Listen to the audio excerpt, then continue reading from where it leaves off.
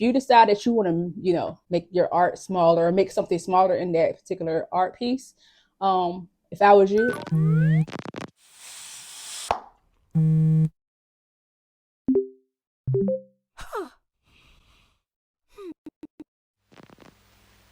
hey guys, it's your girl Daisy. In today's video, these are a couple things that I feel that if you're a beginner and you don't know, about digital art as much and you want to get into it, like you want to draw, and you just like every time you draw and your drawings don't come out looking good. It could be just something that you're doing and you don't even know it. So I'm gonna give you some tips in this video. There's different things that goes into this when it comes to, drawing on an iPad or drawing with a drawing tablet. Those are two different things because you're using different, ways of drawing. I know there could be some times that we are doing our art and it comes out looking kind of crazy, blurry, doesn't look good. I've been doing digital art for many years, and right now I'm only speaking about Procreate because that's what I'm using right now. I'm going to start off with 2 tips in this video, and if you like this, I will keep going with this, but I don't want to make this too long. Go ahead and get to it, okay? This is one of my characters. This is Bella. If you see something slightly off, her arm or whatever, slightly off, yes, because I'm working on her right now. She's not completely done. I just wanted to, have something to show you guys why I am,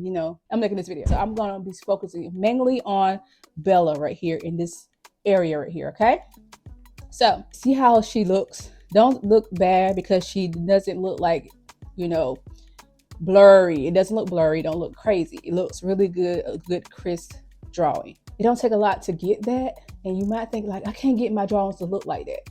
It comes with drawing and patience and learning and practice. But if you are good at your art, because I know you are, okay?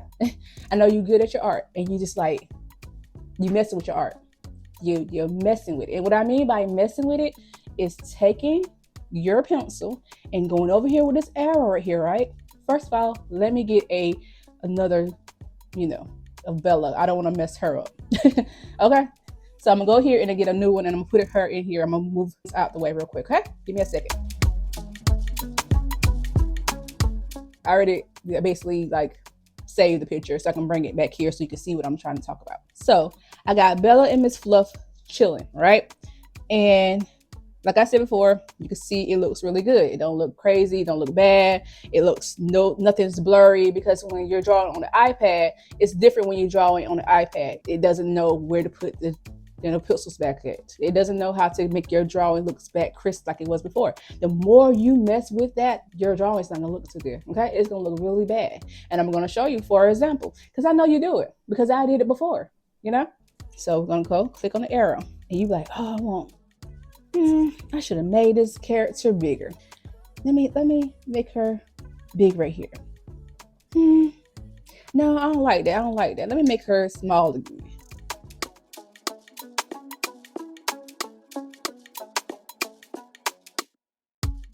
Oh, then if I have her that small, they won't be able to see her. So let me make her really, really big again. Let me see. Look at it. You see it? Right? Make your drawing bigger and smaller, bigger and smaller. You're messing up the pixels of your drawing. It's going to make it looks a hot mess, and it's not as crisp as it was before.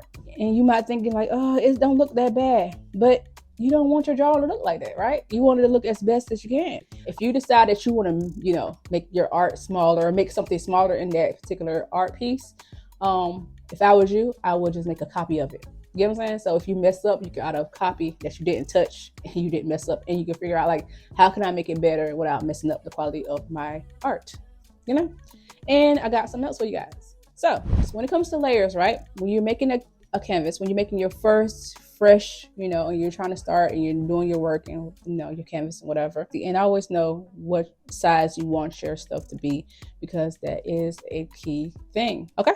When you're getting a new canvas, right? And then they'll say, hey, what kind of canvas you want? You'll put the, how much you want, the width and the height, right? This max right here is too high, okay? And what I mean by that, you don't want to use all your layers.